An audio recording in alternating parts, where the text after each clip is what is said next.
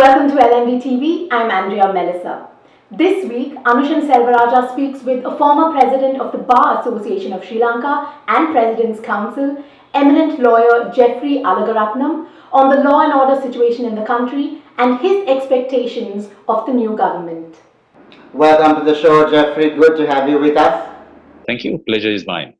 What is your expectation from the government that may come in? Basically, those who are elected to Parliament, they have a very heavy duty. And we can only hope that good counsel will prevail. And that, okay, as everybody says, we have 200 guys out of the former parliaments, 225 guys vying to come in. We have seen successive parliaments, not only the last parliament, their behavior in parliament, the ethics, the moral right, whether some of these people have the right to be there at all.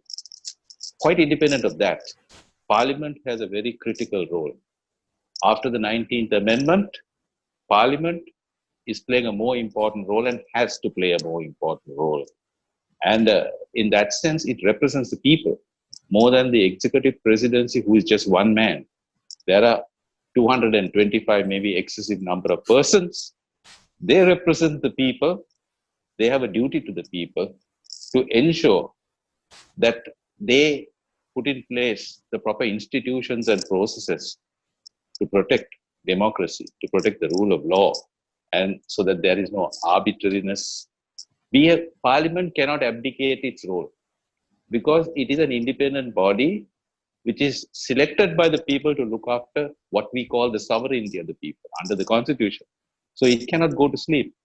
It has been in, where you say, sleep mode or dead mode for almost 6 months. Now, is that a happy situation? Can we have that again? Those are the questions that really run in my mind. And one of the critical things is the 19A. We talk about the 19A. That is something that was brought in by everybody in the last parliament, except perhaps one person. And now we are talking about rolling it back. Surely. For what reason? The 19A has brought about so many pillars of independent commissions.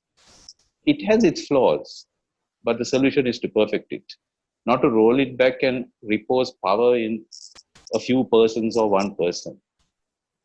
My belief is even a flawed democracy is much better than authoritarianism or tyranny. The people have reposed a lot of confidence in them, even if sometimes you have second thoughts about it. But the other thing is, they enjoy wide perks, pensions, allowances. Do they contribute? Because democracy is not just electing 225 guys, send them to parliament and then let them run riot. On that point of transparency and accountability, Geoffrey, we only had a fraction of the contestants this time declaring their assets publicly. How is it that we are unable to enforce this? I mean, you need those facts to be able to ensure accountability and transparency. So that is why there has to be the law should be strengthened further, because it should be put beyond doubt that you have no right to contest unless these assets are made public and put in place, open for public scrutiny well before when you seek public office. And they should be accessible to any member of the public, because you are coming to serve. You are not coming in your own right. You represent the people. So we must know whether you're suitable, whether you've got your money by ill-gotten gains, whether you're a fit guy, quite apart from the fact as to whether you have pending cases against you. Those are all issues.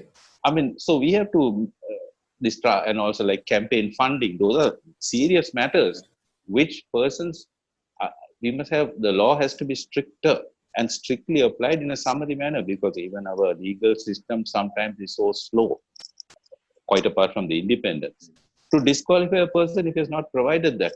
That very often when we ask for this information, I think you had a discussion with Mr. Asuka Besekar on this. It's not forthcoming.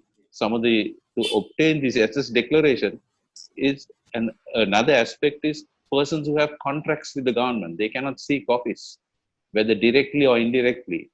But there are allegations that most of the guys in parliament have indirect connections to contracts with the state. Now, unless you have effective measures and speedy remedies in the hands of the citizen, the persons who are also elected to office will not will enjoy a certain amount of impunity. What would you then say to the judiciary in terms of maintaining their independence, no matter who comes in? Well, as far as the judiciary is concerned, the 19th Amendment made certain positive movements because it has to come up to the Constitutional Council for the higher judiciary. The lower judiciary is under the control of the Judicial Services Commission. I believe there's a lot more to be done towards judicial independence because you have to, first of all, the method of appointment is still, I would say, not perfect because the Constitutional Council is controlled by those in Parliament. And there are only 3 civil society persons. Of course, allegations are made against these 3 civil society persons saying that they are biased or they are lackeys of some of the political parties. But then I think by and large, the Constitutional Council worked well to a certain extent. There are certain question marks.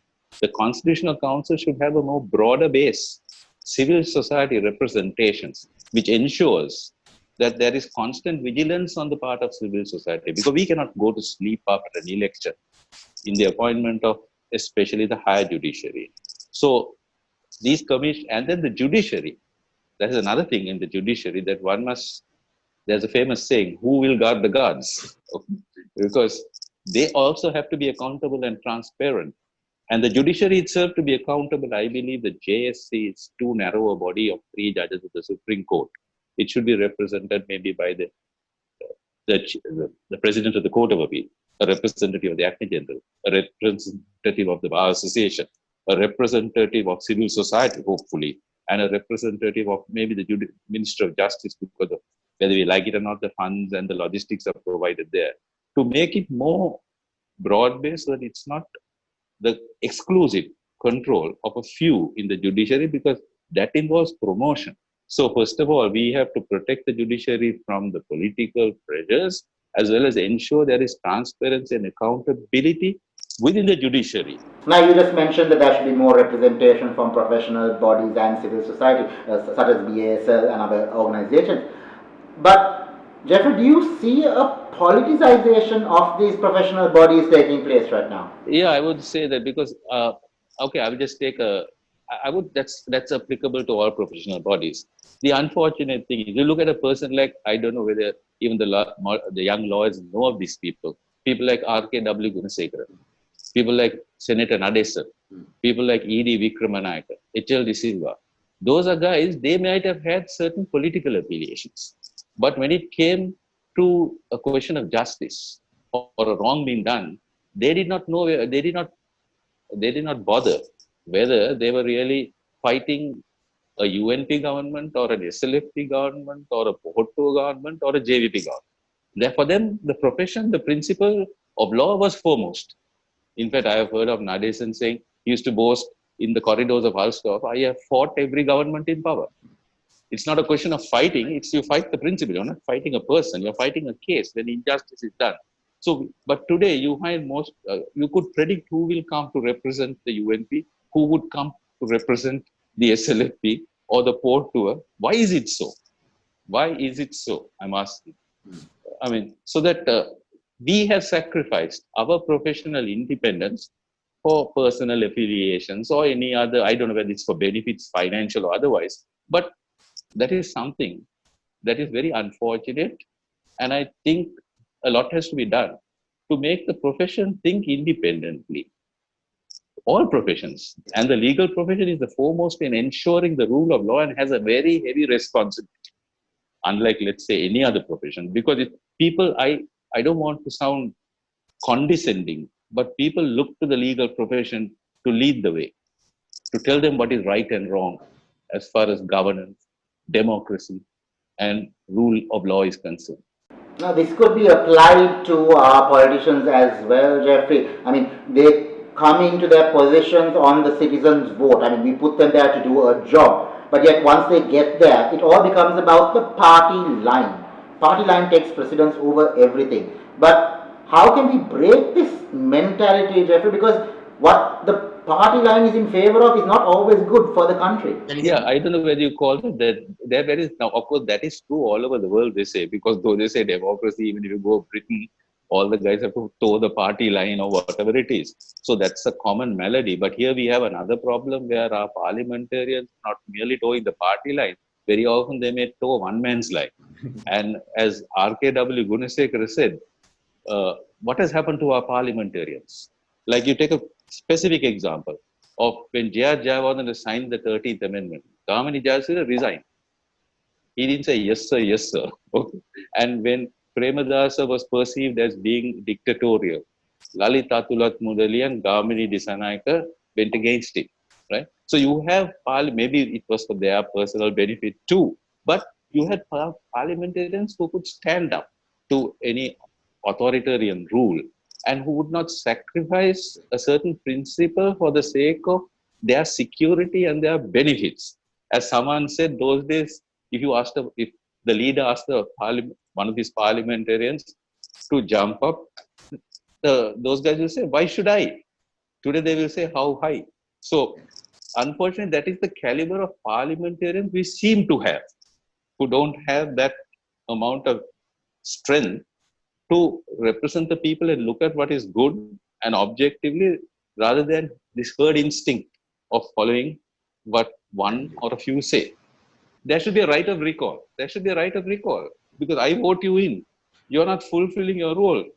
Can I say, no, please step down. Let me get somebody else? Because, is there a right of recall? So if I send you to parliament, we send you to parliament and you're not even attending, you're collecting your allowances, you don't even read your papers for the debate, you're seen all over the roads with all your duty-free cars every 5 years. If you have that type of a guy in parliament who's only interested in the deals and all that, and who's not really serving the people, except when you start promising monies before the election, promising free paddy or so many thousands of rupees. What have you been doing all these days? Okay. And they treat us like beggars, like we don't have independence. I'm giving you freebies. Yeah. Surely we have dignity. The poorest of men in any corner of this island is a human being who deserves dignity. He's not a beggar. He doesn't want favors. Give him a proper life where the playing field is level and he has his fair chance of coming up or earning a decent living. We're going for a short break now. We'll be right back after this.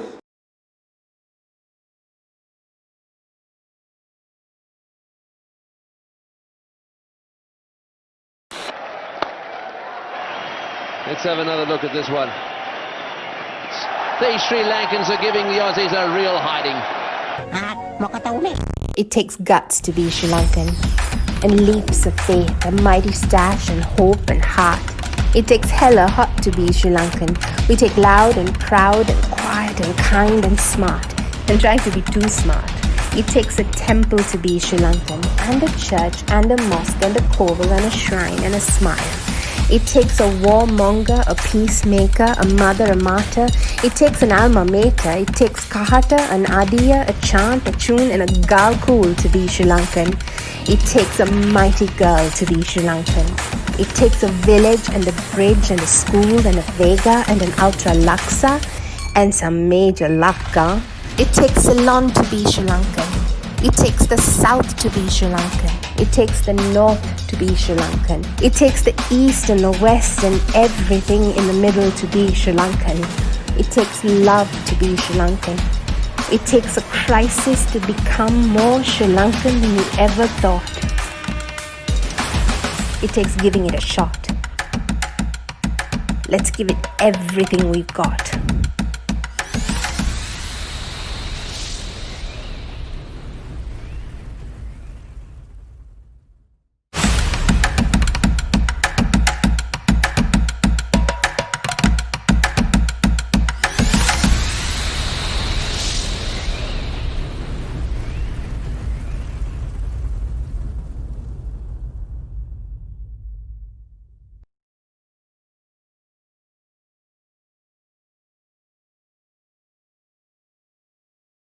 Welcome back to the show as we continue our discussion with a former head of the Bar Association of Sri Lanka, President's Counsel and eminent lawyer, Geoffrey Alagaratnam. Geoffrey, how do we inculcate accountability as an inherent responsibility?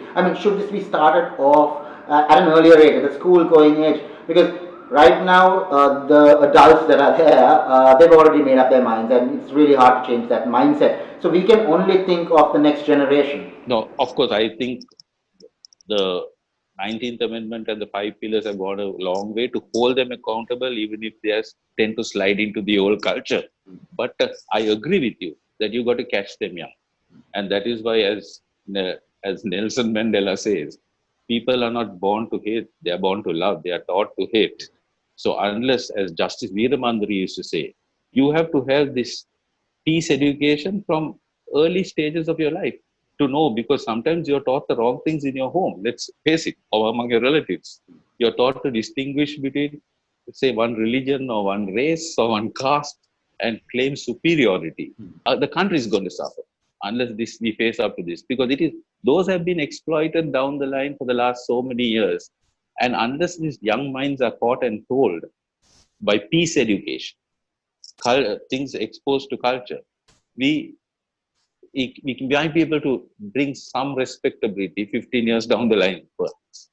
And I think that is something that has to be done not in a technical way, but peace education. Constitutionalism is another thing. Everybody thinks constitutionalism is some airy thing of some intellectuals in some nooks and corners in Colombo discussing finer points of clauses. But all law, all democracy flows from it. That is something people have to learn and demand your rights. Say that these are my rights, because under this basic concept of constitution, it ensures this. Now, how is all these laws doing it? How are the parliamentarians honoring it? How is the president honoring it? How is the judiciary following it? So that we have to make children alive to your rights. Let's pull it back to the current time period, Geoffrey. What are your thoughts on the law and order situation in this country with all the measures that were brought in for the pandemic and such? Well, I think the measures taken were fairly good by the government, because they closed the borders, they closed the airport, they closed the harbor, they got serious about it. Maybe some people say there was a little delay in doing it, but all that is fine. But one cannot resort to extra legal measures. For one thing, the imposition of a curfew was also fine, because you have to control the spread. But you have to impose it by a lawful method. There has been already serious questions as to whether the curfew was unlawful and illegal. There is plenty of provisions of law under the Quarantines Ordinance or under emergency law to impose it under the rule of law. So you can't have ad hoc curfew and then arrest people and seize vehicles. Of course, I always uphold the point that we have to obey the curfew orders because it's the good of the community. But the type of curfew imposed was illegal, and that was said by the Human Rights Commission. And also there was no accountability because there was no parliament. And judiciary also was closed down to a certain extent because of the COVID. The courts are not functioning. But more serious was the absence of a parliament. What about expenditure? What about the laws that have to be passed? Who is responsible for it? Who is accountable? You have task forces which are not the civil service. And you have task forces who are not accountable to the people. We don't know what they do. We don't know where they get the money from, how the money is spent. Is that democracy? Is that fair? Is that rule of law? And even in the handling of the COVID, the forces did a good job. I'm not denying that. But their role, was it exaggerated? Shouldn't the medical personnel who were killing themselves have been in the forefront, who had the expertise, ably backed by the forces?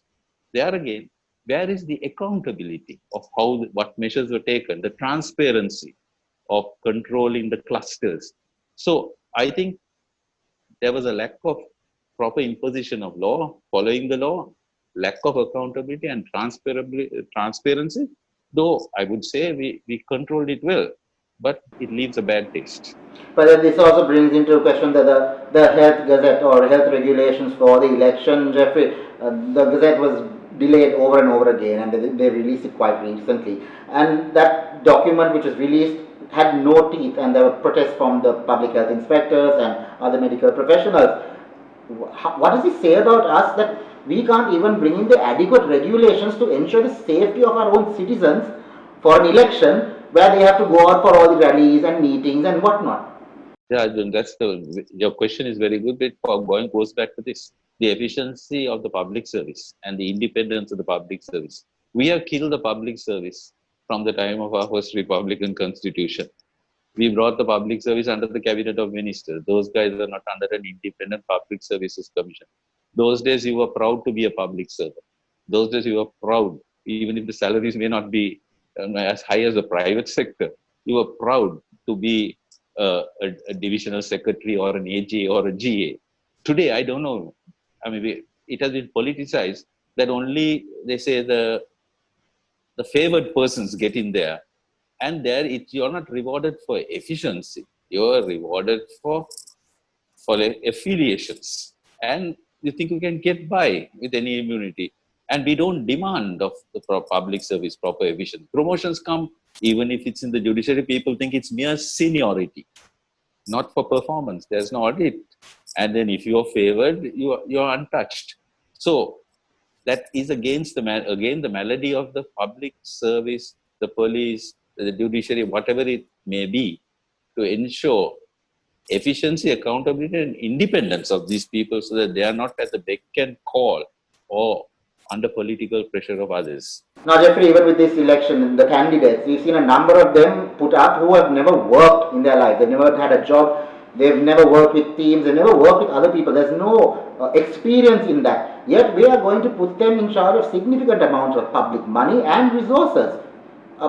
Isn't there something inherently wrong with that? Yes, definitely. That is definitely wrong. That's why I say you need the strengthening of the institutions and the processes, whether your procurement of public contracts, whether the civil service, because those days, if a minister told a public servant, you can't do this, if he wanted something done, the public service violates this or transgresses this, I'm sorry, say it can't be done. But today, the public servant is under heavy pressure to follow the orders or he's out. So, in successive governments, I'm not talking of the last government, anybody, but successive governments. On another note, then, what message would you give to the private sector and how they should engage with the government and the public sector? Yeah, they have to be a little more united. They have to be unified, especially things like the Chamber of Commerce. They have to be stronger because it's not that they dictate governmental policy like religious persons trying to say how the constitution should be changed. But they should have consistent policies, because if you want an economy to be developed, you should know going forward, what is the investment policy? What are the policies against expropriation, taking over properties? What are the taxation policies? Will those be changed overnight at the whims and fancies of somebody? Or will there be a certain consistency in that?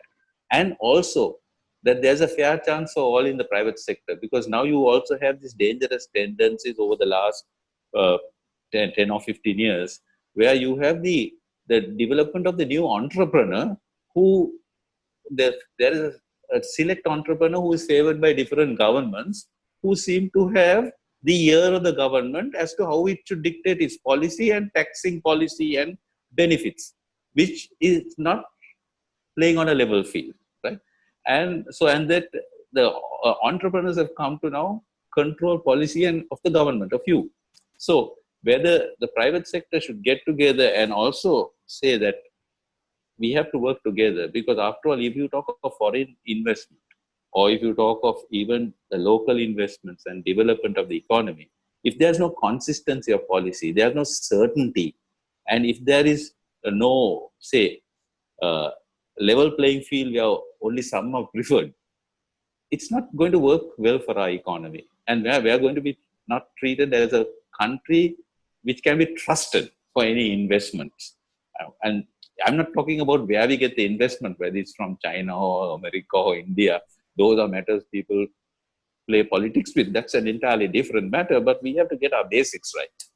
Well, all we can do now is hope for the best. Thank you very much, Geoffrey, for joining us. It was a great pleasure. Thank you, Arjun. Thanks a lot. After a short break, Andrea Melisa will be back with an update on the latest LMD-Nielsen Business Confidence Index and the economy. Stay tuned.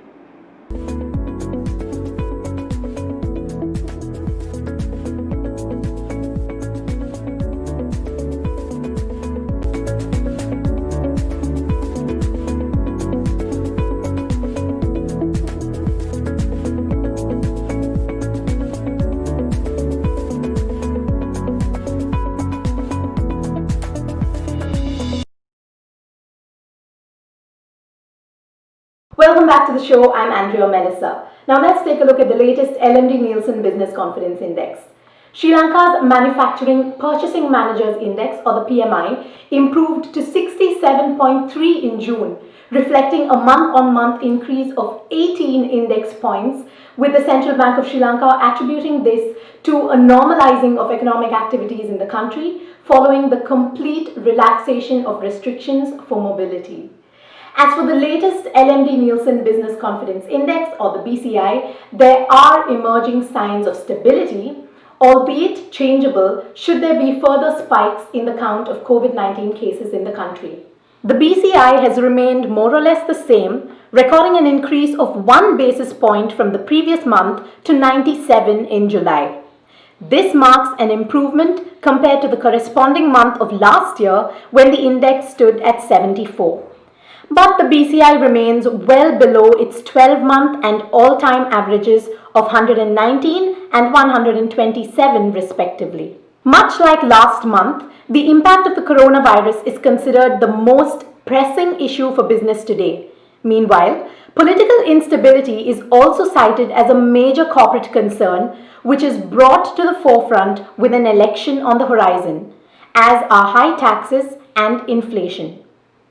COVID-19 remains the most pressing national issue as well, with business executives also voicing concern over the economy and insufficient per capita income. Moving on to the economy, positive sentiment in relation to the economy has been maintained from the previous month, with 44% of corporate executives consulted in the latest BCI survey versus 42% in June, stating that the economy in general will improve in the coming 12 months. A quarter of the survey sample believe that economic conditions are likely to remain the same in the 12 months ahead, whereas 31% have a more pessimistic outlook in this regard. Where sales volumes are concerned, long-term sentiment is in line with the prior month, with 68% of survey participants pointing to improved business prospects in the next year. Nonetheless, as businesses begin to gradually revamp operations, the share of respondents who anticipate short-term improvements in sales volumes, that is, in the next 3 months, has increased to 34% compared to 27% in June. As for positive sentiment regarding business performance compared to the prior year, it has fallen to 5% from 15% in the previous month amid the reality of doing business in the post-COVID era.